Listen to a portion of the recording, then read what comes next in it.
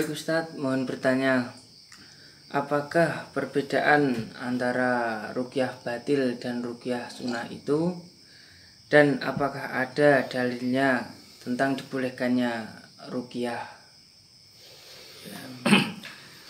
Kita kutip dari perkataannya Ibnu Hajar Al-Asqalani. Itu ruqyah itu dibagi menjadi 4. Yang pertama, ruqyah itu dikatakan sunnah karena menggunakan Al-Quran dan hadis-hadis Nabi dan sholawat. Bukan hanya sunnah, karena itu termasuk dianjurkan. Di samping kita ikhtiar mengobati, juga mendapatkan pahala dari bacaan Quran dan sholawat tadi. Dan doa-doa Nabi yang sudah sahih, di hadisnya. Contoh seperti Bismillah, Bismillah, Bismillah, a'udzu bizaitillah wa qudratihi min syarri ajidu wa uhandir. Itu kan jelas jelas doa Nabi untuk ketika meruqyah. Kemudian yang kedua dinamakan mubah atau boleh. Bebas sebenarnya, bebas. Itu ketika kita berdoa menggunakan doa-doa Imam Syafi'i, doa Ibnu Hajar Al-Asqalani, doa hizib bahar hizib apa itu diperbolehkan, tapi bukan sunnah. Yang kemudian yang ketiga yaitu makruh. Kalau kita meruqyah pakai jampi ini malah kita makruh seperti merokok. Seperti doa-doa yang tidak diketahui asal usulnya dan tidak diketahui maknanya, seperti bin salabin. Itu kita pakai, apakah kita tahu maknanya? Kan nggak tahu. Seperti kuwati, kuwatah, itu malah bisa dikatakan makruh bisa, boleh bisa, dan juga haram bisa. Kalau tahu artinya, itu kuwati itu tujuannya ke Allah, itu diperbolehkan.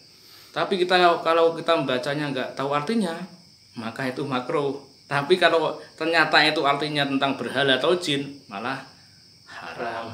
Yang terakhir yaitu tentang yang diharamkan. Contoh menyebut jin, buta hijau, itu jelas haram.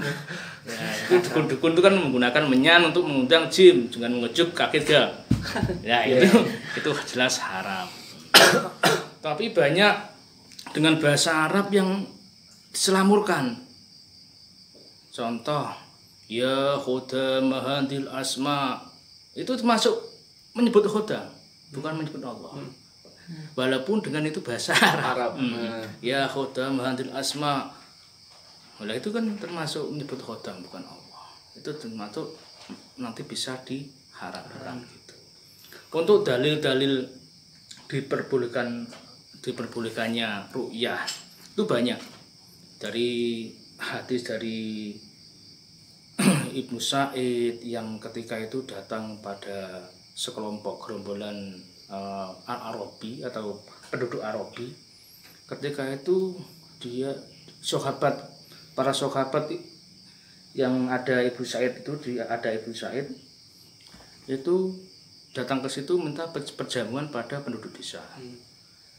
Tapi penduduk desa itu melarangnya, nggak boleh, saya nggak punya makanan. Akhirnya Ibnu Sa'id dan teman-temannya itu buat tenda sendiri.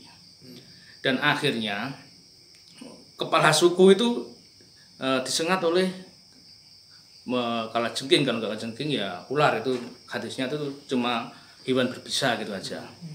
Akhirnya para dukun-dukun itu nggak bisa menyembuhi. Akhirnya ada salah satu dari penduduk itu mengusulkan untuk minta tolong pada sahabat Rasulullah SAW tadi. Akhirnya sahabat Ibnu Sa'id itu mau meruqyah atau mau mengobati asalkan mendapat imbalan. Akhirnya diruqyah dengan dibacakan surat Al-Fatihah, akhirnya sembuh. Akhirnya diberikanlah 30 kambing. Itu 30 kambing. Nah, setelah menerima kambing itu malah bingung, ini halal apa enggak ya? Akhirnya pergi ke Rasulullah SAW, bertanya, ini boleh kan enggak? Apa enggak ya Rasul? Boleh dibagikan dan saya juga minta bagiannya. Itu dalil yang jelas, itu dalil hadis yang sahih.